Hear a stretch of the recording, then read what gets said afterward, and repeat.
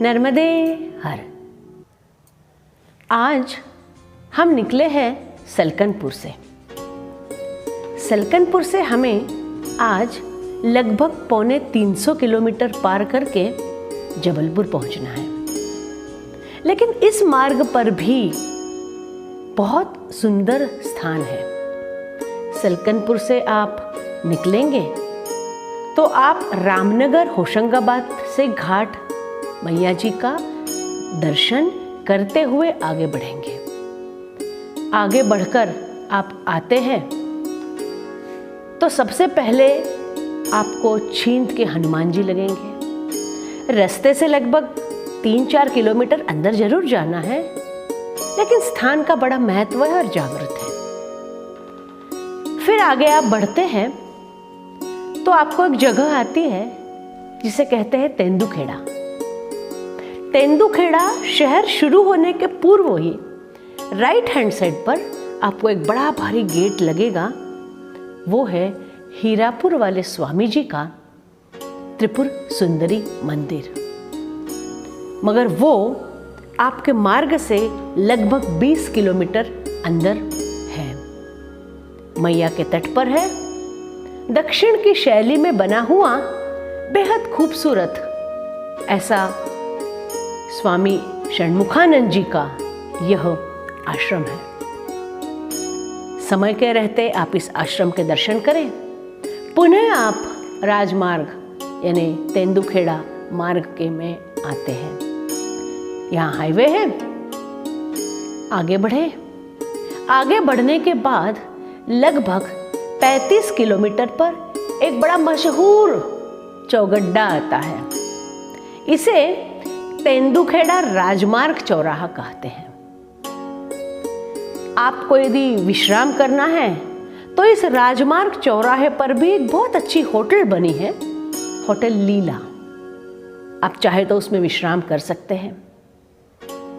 लेकिन मुझे ऐसा लगता है वहां से आप नरसिंहपुर की ओर आगे बढ़े तो लगभग 30 किलोमीटर अंदर जाने के बाद आप एक अत्यंत रमणीय ऐसे घाट पर आते हैं जिसे कहते हैं बरमान घाट, उत्तर तट। बरमान घाट का नर्मदा पुराण में भी बड़ा महत्व है। इसे ब्रह्म द्वार भी कहा जाता है। यह बरमान घाट में आश्रम भी बने हैं। हरिहर महाराज जी का आश्रम है जो आपकी सेवा करेगा। उसी के थोड़ा सा आगे आप बढ़ेंगे तो एक युवा दंडी स्वामी विजयेंद्र सरस्वती जी का विठ्ठल आश्रम के नाम से भी आश्रम है। स्वामी विजयेंद्र सरस्वती जी भी परिक्रमा वासियों की सेवा करते हैं। वहां पर भी अन्य क्षेत्र है। यहां आप चाहे तो रुक सकते हैं। लेकिन बरमान को मत्स्य वाहिनी नर्मदा भी कहा जाता है। बहुत सुंदर ऐसा घाट है। यहाँ मैया जी 2 धाराओं में बट गई है, इसलिए सामने एक टापू दिखता है जिसे दीपा का मंदिर कहा जाता है। परिक्रमा में आप इस टापू पे नहीं जा सकते, लेकिन बरमान के इस उत्तर तट पर बहुत खूबसूरत अति प्राचीन ऐसे बहुत से मंदिर आपको देखने को मिलेंगे, जिसमें मुख्यतः राम मंदिर है, कृष्ण मंदिर है, शिव जी का मंदिर है। इतना ही नहीं, अति प्राचीन ऐसा यहाँ एक काल भैरव मंदिर भी है। इन सब के दर्शन कीजिए। और वहाँ एक लगभग 2000 वर्ष पुराना गरुड़ स्तंभ बना हुआ है। आजकल यह भी आर्कियोलॉजी विभाग के पास है, लेकिन गरुड़ स्तंभ जरूर देखें। और चाहे तो बरमान आके रुक जाए, नहीं तो वापस आप तेंदुखेड़ा चौराहे पे आके सीधा राइट की तरफ जाएंगे तो आप जबलपुर की ओर अग्रसर होंगे। अब तेंदुखेड़ा और जबलपुर के बीच एक अत्यंत महत्वपूर्ण ऐसा स्थान है गुरु गुफा। 70 के दशक में स्वामी स्वरूपानंद जी ने इस गुफा की खोज की। लगभग 250-300 मीटर पत्थरों के बीच झुक के जाकर आपको ये गुफा के दर्शन होते हैं। अंदर ये बड़ी चौड़ी गुफा है।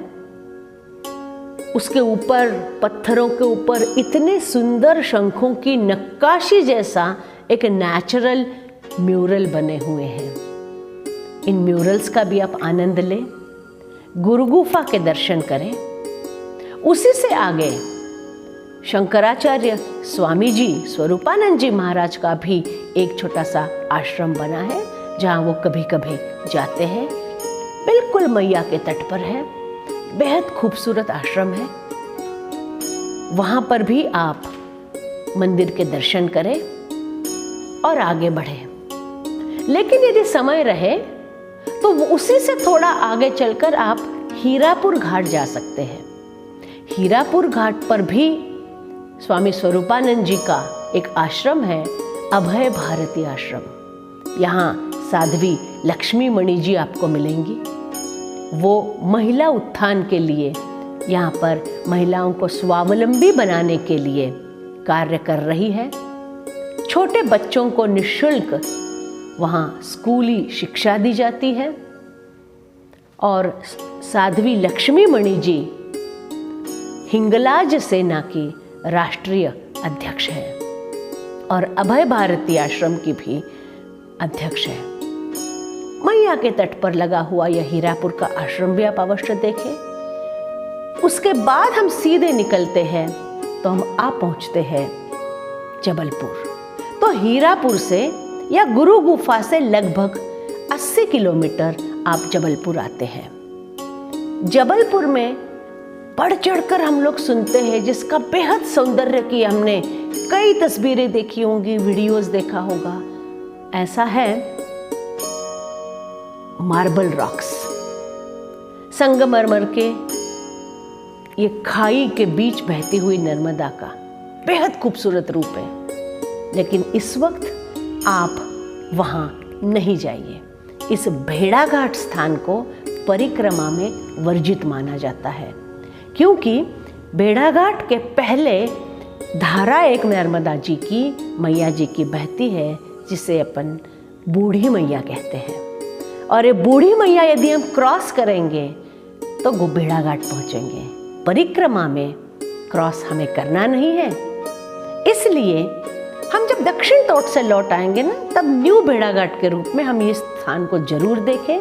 लेकिन अभी सीधे आप जबलपुर पहुंचे। जबलपुर में ग्वारी घाट पे गंगा जी जैसी ही सुंदर ऐसी महाआरती मैया जी की भी होती है। तो जल्दी जल्दी आज का यह सारा दर्शन आप करके 6:30 बजे तक आप ग्वारी घाट पहुँचे और इस भव्य दिव्य ऐसे मैया जी की महाआरती में सम्मिलित होइए। आपको जबलपुर रुकने के लिए ढेर सारे होटल्स हैं। संतोष गोडबोले जी का नंबर है, उनको आप फ़ोन करेंगे तो वहाँ दत्त मंदिर है जहाँ आप रुक सकते हैं।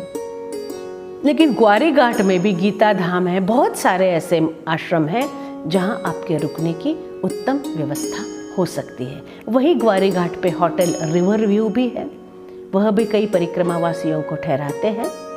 कुछ बहुत हाईली ऐसा कॉस्टली ये होटल्स नहीं हैं, तो आप वहाँ पर भी विश्राम कर सकते हैं और आरती का लाभ लेके जल्दी से अपना आसन जमा लें, क्योंकि कल की यात्रा सीधे अमरकंटक तक की है और जो लंबी है।